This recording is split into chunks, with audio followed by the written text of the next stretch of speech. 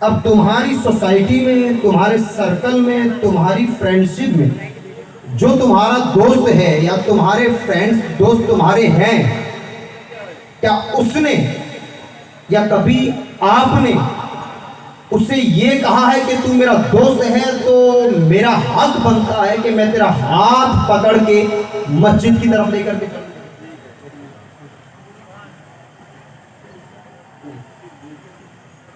نہیں کریں گے۔ رمضان کے مہینے میں اگر ہم ہمارے دوست کو کھاتا پیتا سر عام بازار میں دیکھیں تو ہم منع نہیں کریں گے کہ تو ہمارا دوست ہے یہ کام نہ کر، یا وہ ہمیں دیکھے تو منع نہ کرے۔ نیکیوں پر ہم نے مسلمانوں کی مدد کرنا چھوڑ دیا، برائیوں پر ہم نے ایک دوسرے کی مدد کرنا شروع کی، اور اسی دشمنی کو دیکھیں یاد رکھیں۔ دوستی مولا کائنات علی مشکل کشا رضی اللہ تعالی عنہ سے پوچھا گیا کہ دوستی کیا ہے، دوستی کسے کہتے ہیں؟ تو مولا کائنات فرماتے ہیں کہ دوست وہ ہوتا ہے جو انسان کی فکر کرے، اور فکر صرف دنیاوی نہ بلکہ انسان کی آخرت کی فکر کرے۔ جب خود نماز فجر کے لیے چلے تو اپنے دوست کو بھی اپنے ساتھ لے کر کے چلے۔ یہ ہوتی ہے دوستی۔ کافر دشمنی، منافقت کیا ہوتی ہے، نفاق کیا ہوتا ہے؟ نفاق یہ ہوتا ہے کہ ایک انسان جو گناہ خود کرتا ہے وہی کا وہی گناہ دوسروں سے کروائے، نام دوستی کا ایک لیبل لگا کے دنیا کو دکھائے کہ میرا دوست ہے، در حقیقت وہ دوست نہیں بلکہ اس کا سب سے بڑا دشمن۔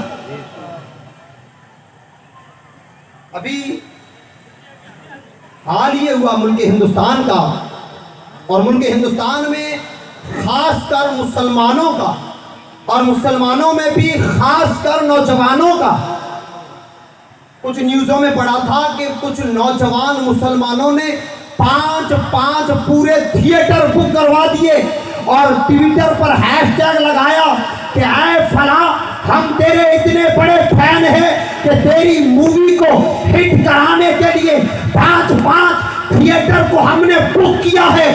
میں پوچھنا چاہتا ہوں اور نادان تو اسے ہیش ٹیگ کر رہا ہے، وہ تیرا ہیش ٹیگ دیکھے نہ دیکھے آمینہ کا لال مدینے سے تجھے دیکھ رہا ہے۔ 1450 سال پہلے فرمایا میرے امتی کے پاؤں میں اگر کانٹا بھی چبھتا ہے اسے درد بعد میں ہوتا ہے، مجھے مدینے میں درد پہلے ہوتا ہے۔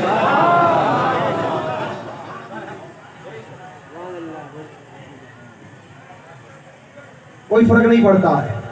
اور آج یہ تھا معاف فرمائے المیہ یہ تھا مووی دیکھنے کا، نقل مارنے کا شوق ہے، نقلیں مارنے کا شوق ہے۔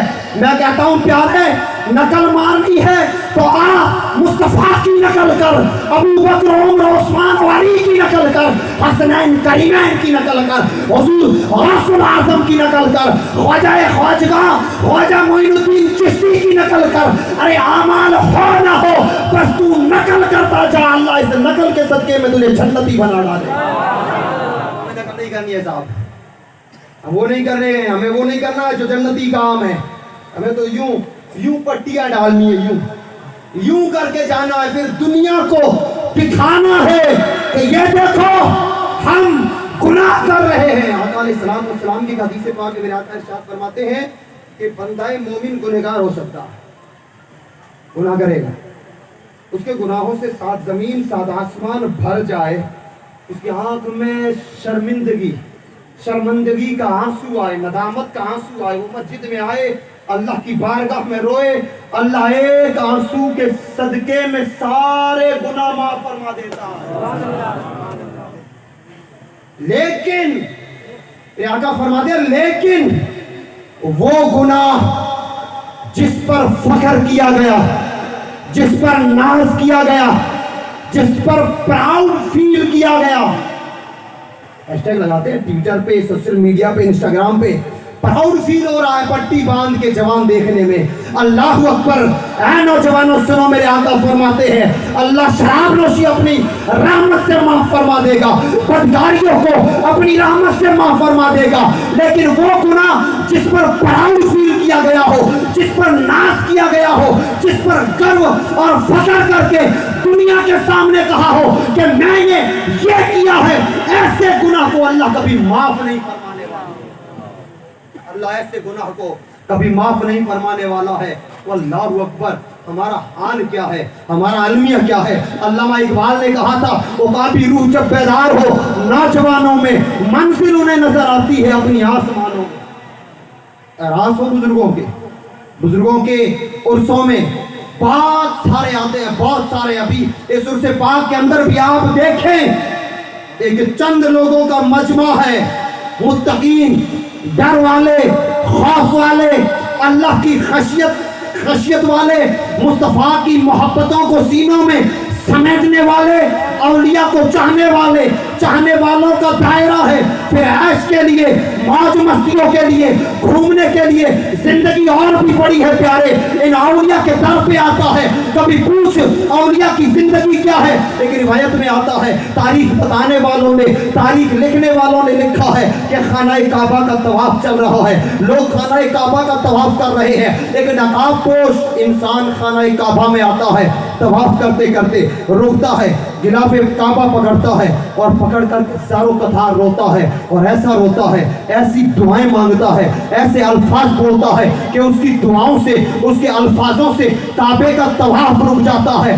سارے لوگ اپنی جگہوں پہ ٹھہر جاتے ہیں۔ مجھے بتائیے، آپ میں سے کچھ لوگ عمرہ گئے ہوں گے، حج گئے ہوں گے۔ طواف ایک ایسی عبادت ہے، صرف نماز کے وقت رکتا ہے، ورنہ طواف کبھی نہیں رکتا ہے۔ چاہے کوئی پاپی آئے، چاہے بادشاہ آئے، چاہے شہنشاہ آئے، چاہے کوئی بھی آئے، چاہے روئے، چاہے کوئی مر جائے، طواف کبھی نہیں رکتا ہے۔ لیکن وہ بندہ خانہ کعبہ میں آتا ہے، غلاف کعبہ پکڑتا ہے، نقاب چہرے پہ ڈالا ہے، کعبہ کا غلاف پکڑ کے اللہ کی بارگاہ میں عرض کرتا ہے، اے مولا مجھے معاف کر دے، اے مولا مجھے معاف کر دے، اے مولا قیامت کے دن جب تو مرنے کے بعد واپس لوگوں کو زندہ کرے گا اور میدان محشر میں جمع کرے گا، میدان محشر میں جب سب کو جمع کیا جائے گا، اے اللہ قیامت کے دن تو مجھے اٹھائے تو اندھا کر کے اٹھانا، قیامت کے دن تو مجھے اٹھائے تو بہرا کر کے اٹھانا، قیامت کے دن تو مجھے اٹھائے تو گونگا کر کے اٹھانا۔ کیوں؟ اس لیے کہ لوگ آج مجھے بڑا نیک گمان کرتے ہیں، لوگ آج مجھے بڑا سمجھتے ہیں، لوگ آج مجھے بہت عزتیں دیتے ہیں، تعظیمیں کرتے ہیں، لیکن پتہ نہیں میں کیا ہوں۔ اے مولا میرے گناہ قیامت کے دن کھلیں گے، لوگ کہیں گے ہم تو اسے بڑا سمجھتے تھے، یہ کیا کرتا تھا۔ آج ہم بھی تو ہے نا مسلمانوں، کبھی دل پہ ہاتھ رکھ کر کے فیصلہ کیا ہے کہ دن کے اجالوں میں، رات کے اندھیروں میں، تنہائیوں میں، محفلوں میں ہم کیا کرتے ہیں؟ کون دیکھ رہا ہے؟ صرف ہمارا اللہ دیکھ رہا ہے۔ اور یہ ساری چیزیں، اور یہ نہ سمجھو کہ بھلائی جا رہی ہے، نوٹ کی جا رہی ہے، آپ کی ریکارڈ ہو رہی ہے۔ قیامت کے دن ہر چیز دکھائی جائے گی۔ وہ بندہ خانہ کعبہ میں یہ دعائیں مانگ رہا ہے، اے مولا مجھے معاف کر دے، میرے گناہوں ساتھ زمین و آسمان سے بڑے ہیں، اے مولا تو رحیم ہے، تو کریم ہے، تو ستار ہے، تو غفار ہے، مولا مجھے معاف کر دے۔ قیامت کے دن اٹھائے تو مجھے اندھا کر کے اٹھانا۔ طواف رک جاتا ہے، لوگوں کی آنکھوں میں آنسو ہے، طواف کرنے والے رک کر کے کہتے ہیں کہ اے بندے اب رونا بند کر دے۔ ہم سارے مل کے دعا کرتے ہیں کہ اللہ تیرے گناہوں کو معاف کر دے گا، اب تو رونا بند کر دے۔ وہ رونا بند نہیں کرتا ہے، تھوڑی دیر گزرتی ہے، وہ بندہ خانہ کعبہ کا طواف پورا کر کے وہاں سے نکلتا ہے۔ ایک انسان کہتا ہے کہ مجھے بڑا شوق ہوا، جا کے دیکھوں تو صحیح ایسا کون تھا جس نے اتنا بڑا گناہ کیا ہے اور ایسا زارو قطار رو رہا ہے۔ وہ کہتا ہے میں پیچھے پیچھے چلا، وہ ایک گلی میں گیا، میں پیچھے گیا، وہ جیسے ہی گلی میں انٹر ہوا اس نے اپنا نقاب ہٹایا۔ اب جیسے ہی نقاب ہٹتا ہے دیکھنے والا چیخ مارتا ہے اور بے ہوش ہو کر کے زمین پہ گر پڑتا۔ نقاب والا چلا گیا، لوگ آئے، اسے اٹھایا، ہوش میں آیا۔ لوگوں نے پوچھا بھائی بتا تو نے پیچھا کیا تھا، کون تھا؟ چہرہ دیکھا، پہچانا، کیا گناہ تھا؟ ملاقات ہوئی، وہ کھڑا ہو کے کہتا ہے لوگوں خیر مناؤ خیر۔ میں کہتا ہوں نعرے لگانے والوں خیر مناؤ خیر۔ وہ کہتا ہے خیر مناؤ۔ کہا کیوں؟ وہ کہتا ہے رب پاک کی عزت کی قسم لوگوں، جو خانہ کعبہ میں نقاب ڈال کر اللہ کے سامنے گڑگڑا رہا تھا اور کوئی نہیں، حضور غوث الاعظم عبد القادر جیلانی تھے۔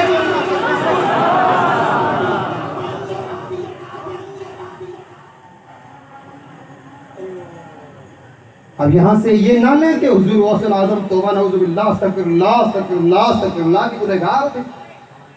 हज़रत उमर बिन अब्दुल अज़ीज़ रज़ियल्लाहु ताला अन्हु जो मुजद्दिद आज़म है, इस्लाम की हिस्ट्री के पहले 1000 सालों के मुजद्दिद और जिनकी खिलाफत को खिलाफत राशिदा कहा जाता है, वो अपने घर में बैठे उनका एक नौकर है, आता है कहता है हुजूर मैंने ख्वाब देखा। फरमाते बताइए क्या देखा? वो कहता हुजूर मैंने ख्वाब देखा कि मैदान महशर है, पुल सिरात लगा है। कहा अच्छा आगे बोल। वो कहता है कि पुल सिरात पे रब ने फरमाया अबू जहल को लाओ। अबू जहल आया, कट के दोज़ख में गिर गया। अबू लहब आया, कट के दोज़ख में गिर गया। नमरूद और फिरौन आए, कट के दोज़ख में गिर गए। हज़रत उमर बिन अब्दुल अज़ीज़ कहते आगे। वो कहता है हुजूर, फिर आवाज आई उमर बिन अब्दुल अज़ीज़ को लाया जाए। बस इतनी आवाज आई। रिवायत में आता है कि हज़रत उमर बिन अब्दुल अज़ीज़ चीख मार के बेहोश होकर के गिर पड़ते हैं। नौकर चीखता है हुजूर आप तो बिजली की रफ्तार से पुल सिरात से पार हो गए, उठ जाएं, पार हो गए। जब होश में आए तो नौकर ने कहा हुजूर आप तो पार हो गए, मैं सुनाने वाला था, आप तो पहले ही बेहोश हो गए। फरमाते हैं पुल सिरात का नाम सुन करके ही मैं बेहोश हो गया। सुने अल्लाहु अकबर, वो इतने जलीलुल कद्र ताबई औलिया इकराम, उनका डर, उनका खौफ, उनकी खशियत, अल्लाह की बारगाह में गिड़गिड़ाना इतना है। ऐ मुसलमानों, नारे तकबीर, नारे रिसालत, नारे रिसालत।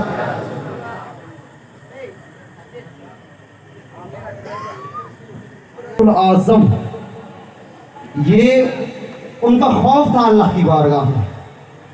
ना वो तो वसीयत कुबरा के मकाम पर फाइज है और बाज़ तसव्वुफ की किताबों में लिखा है कि वो मकाम कुन फयकुन, जुबान से निकले हो जा वो चीज़ें हो जाती है, उस मकाम पे अल्लाह ने फाइज किया है। यह उनका पैगाम उनके मुरीदों के लिए है।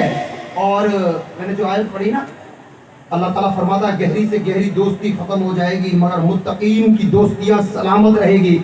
हज़रत मुहद्दिस अब्दुल हक दहलवी रहमतुल्लाह अलैह अशदुल लमात में लिखते हैं कि हुजूर गौसुल आज़म जिस तरह ज़ाहिरी तौर पर बाहयात दुनिया में मौजूद थे, अल्लाह ने उनको तसर्रुफ दिया। आप इरशाद फरमाते मैं मशरिक में हूँ, मेरा मुरीद मगरिब में हो, मुझे मदद के लिए पुकारे, उसके अल्फाज ख़त्म ना हो उससे पहले मैं मदद को पहुँचता हूँ। ये ज़ाहिरी ज़िंदगी के अल्फाज और ये ज़ाहिरी ज़िंदगी में रब का दिया हुआ तसर्रुफ है। मुहद्दिस अब्दुल हक दहलवी रहमतुल्लाह अलैह फरमाते हैं कि बाद वफ़ात अपनी कब्र मुबारक के अंदर भी अल्लाह ने अब्दुल कादिर जीलानी को वो तसर्रुफ अता किया है कि जो तसर्रुफ ज़मीन पे बैठ के फरमाया करते थे आज कब्र के अंदर से फरमा रहे। लेकिन ये इस उम्मत के लिए एक पैगाम, अपने मुरीदों के लिए एक पैगाम, ऐ मेरे मुरीदों, ऐ मेरे चाहने वालों, अल्लाह तबारक ताला के डर को अपने दिलों में बसाओ, अल्लाह के डर को अपने दिलों में बसाओ और औलिया इकराम से जुड़ो। और औलिया इकराम के जो पैगाम है, जो मैसेज है, जो उनकी ज़िंदगी, हुजूर मैं बारह सुनाता हूँ। हुजूर सैयदना जुनैद बगदादी रज़ी अल्लाह ताला अन्हु की बारगाह में एक नौजवान आता है। नौजवान नियत थी कि हुजूर जुनैद बगदादी का मुरीद बनने के लिए आया और नियत शर्त क्या रखी मुरीद बनने के लिए कि जब मैं कोई करामत देखूं, क्या देखेंगे? करामत देखेंगे, चमत्कार देखेंगे, तब मुरीद बनूंगा, वरना मुरीद नहीं बनना।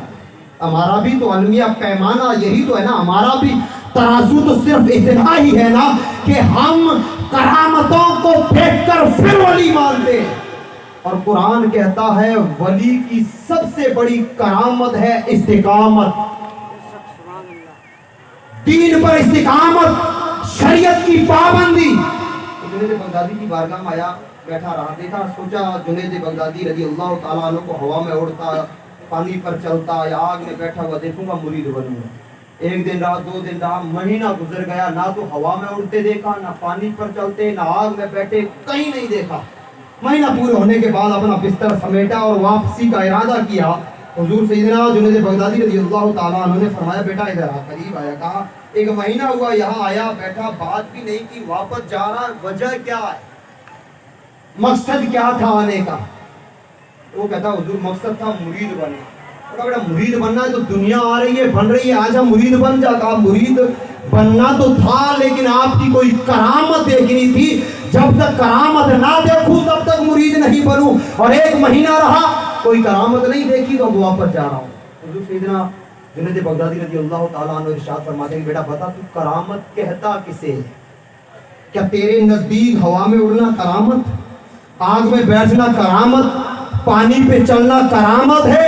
اگر یہی کرامتیں ہیں تو دنیا کے اندر ایسے استدراج کرنے والے ہزاروں پاکھنڈی بیٹھے ہیں پرچے بنا بنا کر کے۔ عقیدہ تو تھوڑا بہت آج کل مسلمانوں کا بھی بھائی صاحب خراب ہو رہا ہے، لفظ سے سمجھ گئے ہوں گے۔ عقیدہ مضبوط، مومن ہے مومن۔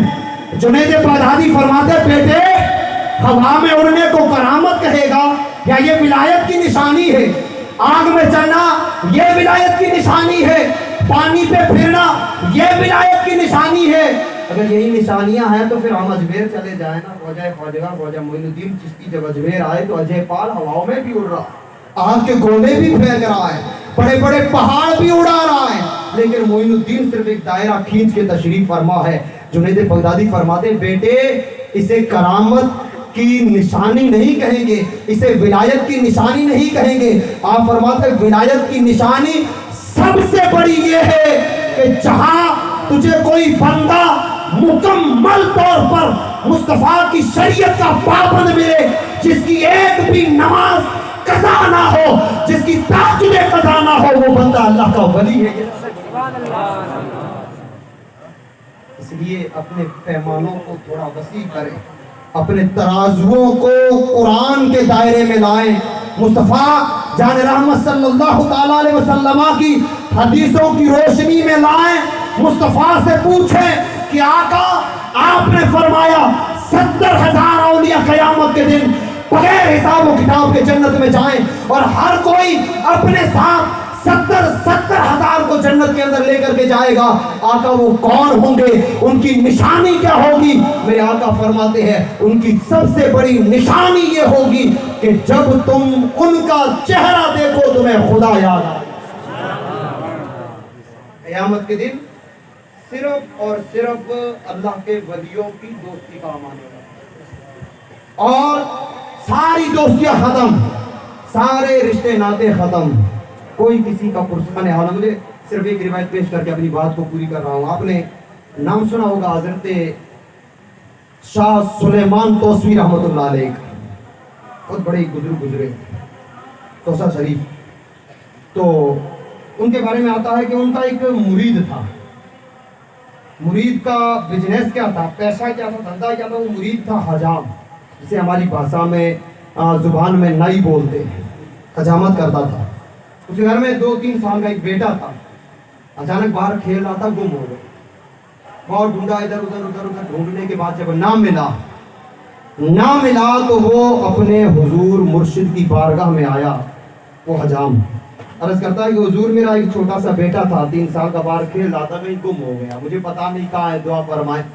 اب دیکھیں لکھا گیا ہے کہ مرید کیا ہوتا ہے؟ مرید و لا یرید، مرید وہ ہوتا ہے جو اپنے ارادوں کو ختم کر دے، اپنے موافق ہے۔ صاحب قبلہ میرے لیے دعا نہیں کر رہے، میرا مرشد میری طرف نظر نہیں کر رہا، نہیں۔ مرید و لا یرید، مرید ہوتا ہی وہی ہے جو اپنے ارادے ہی سارے ختم کر ڈالے۔ اس نے کہا حضور میرا 3 سال کا بیٹا گم ہو گیا، یہ وہ، اس نے بات کی، لیکن شاہ سلیمان توسوی رحمت اللہ علیہ نے کوئی دھیان نہیں دیا، کوئی اٹینشن نہیں، کوئی توجہ نہیں، کوئی جواب نہیں، خاموش۔ کوئی حکمت ہوگی، پیر صاحب نے، مرشد کریم نے جواب نہیں دیا، صبر کیا۔ 1 دن گزرا، 2 دن گزرا، 3 دن گزرا، لگ بھگ سال ہونے کو آ گیا۔ گھر میں بیوی بڑی ناراض چل رہی ہے، ناراض چل رہی ہے، ناراض چل رہی ہے۔ برسی 18 سال گزر گئے بچے کو، ابھی تک کوئی عطا پتا نہیں، کوئی عطا پتا نہیں۔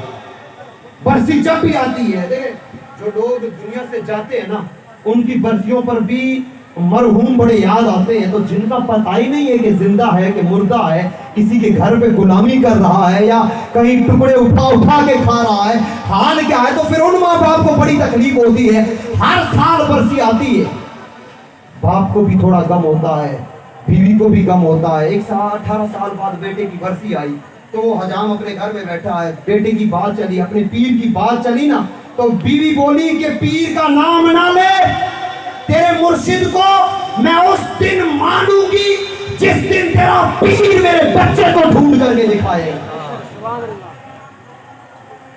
سچا مرید تھا، پیر اللہ یرید، کڑوی باتیں بیوی کی برداشت کی، سینے میں دبا کے گھر میں بیٹھا کہ پیر صاحب ایک مرید آیا، کہا حضور تجھے بلا رہے۔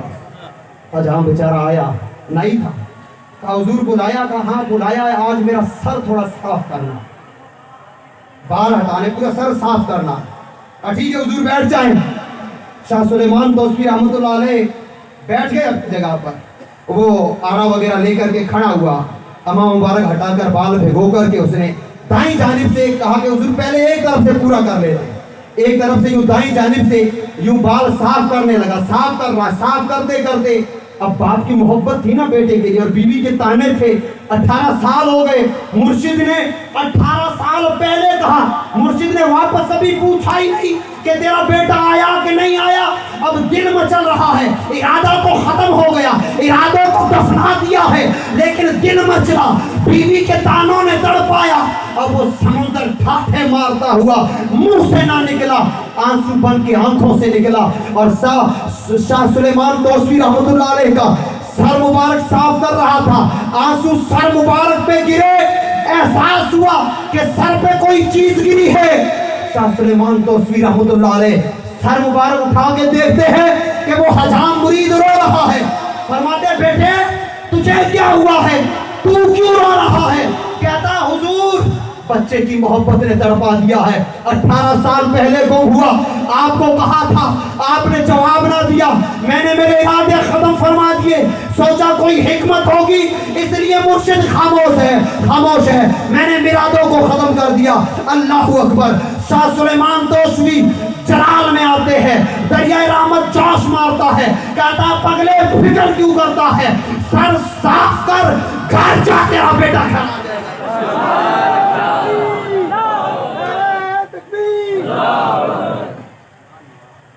وہ جلدی جلدی میں سر مبارک کو صاف کیا اور دوڑتا ہوا گھر کے قریب گیا نا، تو یوں لوگوں کا ہجوم، لوگوں کی بھیڑ بڑھا دیکھا، اور گھر کے باہر ایک گھوڑا بندھا پڑا، بیوی گھر کے اوپر چڑھی ہوئی ہے، قریب ہے، بیوی پوچھا یہ کیا ہو رہا ہے؟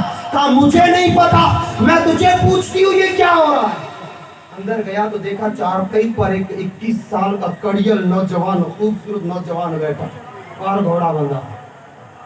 او حجام جیسے ہی اندر آیا، اب باپ اور بیٹے کی جو محبت ہوتی ہے نا، وہ رشتے چاہے کئی سال بھی گزر جائے نا، یہ ایک خونی رشتہ ہوتا ہے نا، وہ اپنے آپ پہچان کروا دیتا ہے۔ تو اپنے آپ جب باپ بیٹا قریب ہوئے نا، تو باپ اور بیٹے کی محبت تڑپی اور بے ہتاشا ایک دوسرے سے چمٹ پڑے، خوب روئے، خوب روئے۔ حجام کہتا بیٹے گیا کیسے؟ اور گیا تو گیا، بتا پلٹ کے آیا کیسے؟ وہ کہتا ہے کہ ابا گیا تو وہ تو پتا نہیں، 3.5 2.5 سال کا تھا، کہتا تھا کوئی اٹھا کے لے کر چلا گیا، ایک شیخ یا کوئی اور تھا، اس نے اٹھا لیا، میں ساری زندگی اس کے پاس رہا، اس نے یہ بھی نہیں بتایا کہ مسلمان ہے یا کہاں سے لائے ہیں، اگر بتاتا تو بھی گھر آتا۔ کہا پھر کیا ہوا، آیا کیسے، جانا چھوڑ آیا کیسے؟ وہ لڑکا کہتا ہے کہ ابا صبح کیا ہوا، میرا مالک جو تھا نا، اس نے کہا گھوڑا تیار کر، مجھے شہر جانا۔ اب میں نوکر تھا اس کا، گھوڑا تیار کرنے لگا، گھوڑا تیار کیا، لگام پکڑا، ابھی میں کھڑا تھا، میرے سکھ مالک کا انتظار کر رہا تھا کہ میرا مالک آئے، سوار ہو کے شہر جائے۔ لیکن اتنے میں پتہ نہیں رب جانے زمین سے نکلا یا آسمان سے آیا، ایک بزرگ آیا، لگام پکڑی، مجھے گھوڑے پہ بٹھایا اور تھپڑ ماری گھوڑے کو، گھوڑا بھاگتا ہوا سیدھا یہاں آیا اور یہاں لا کے چھوڑا۔ اور جہاں کہتا بیٹا ایک بات پوچھو، آپ پوچھئے۔ کہا کیا تو اس بزرگ کو جو تیرے پاس آیا، تجھے گھوڑے پہ بٹھایا، تو اسے پہچان سکتا ہے؟ پہچان سکتا ہے؟ وہ کہتا ہے واہ، اتنا سوہنا، اتنا خوبصورت، اتنا پیارا، اتنا لجپال تھا کہ لاکھوں نہیں کروڑوں بٹھا دو اس کا چہرہ پہچان لوں گا، لیکن ابا ایک نشانی ہے۔ بیٹا وہ ایک نشانی کیا ہے؟ ایک نشانی ابا جب وہ بزرگ آئے تھے نا، سر ننگا تھا، ایک طرف سے بال کٹے تھے، دوسری طرف کے بال سلامت تھے۔ مرید دوڑتا ہوا آتا ہے، کہتا حضور کیا ہوا؟ کہا تو نے کہا مرید لا یرید، تو نے ارادہ ختم کیا، میں نے میرا کام کر کے صرف ایک شاہ سلیمان توسوی رحمۃ اللہ علیہ ایک مشہور معروف روایت ہے، یہ صرف ایک نظارہ ہے کہ دنیا میں 18 سال کے بھٹکے ہوئوں کو باپ سے اس طرح ملائیں تو پھر رب کہتا ہے قرآن میں، جہاں گہری دوستیاں ختم ہو جائے، الا المتقین، متقین اپنے دوستوں کو نہیں چھوڑیں گے۔ اب پہچانیں گے کیسے؟ پہچانیں گے کیسے متقین؟ تو پھر میرے آقا فرماتے ہیں کہ جو پہلے حدیث میں نے بیان کی نا کہ متقین دوزخ میں دیکھیں اللہ جھڑے، اللہ فرمائے گا جاؤ نکالو، تو میرے آقا فرماتے ہیں کہ ان کے چہروں کو اللہ دوزخ کی آگ میں بھی سلامت رکھے گا۔ کیوں؟ اس لیے کہ اس چہرے کو مشابہت ہے مصطفیٰ جان رحمت صلی اللہ تعالیٰ علیہ وسلم۔ اس لیے مسلمانوں جہاں تک ہو سکے سچا پکا اولیاء اکرام سے اپنا رشتہ مضبوط کریں، صرف نعروں سے نہیں، صرف دعووں سے نہیں، نمازوں کی پابندی کریں، اولیاء اکرام کی تعلیمات پہ عمل کریں، اولیاء اکرام نے جو ہمیں سبق دیے ہیں ان پر عمل کرنے کی اللہ تعالیٰ میں توفیق و رفیق عطا فرمائے۔ اللہ تعالیٰ ہماری حاضریوں کو اپنی بارگاہ میں قبول فرمائے۔ بولنے میں خطائیں یا غلطیاں ہوئی ہو تو اللہ تبارک تعالیٰ حضور غوث الاعظم سیدنا معین الدین چشتی رضی اللہ تعالیٰ عنہ کے صدقہ و طفیل مجھے معاف فرمائے۔ استغفر اللہ یا ربی من کل ذنب و اتوب الیہ وما علینا الا البلاغ۔ السلام علیکم۔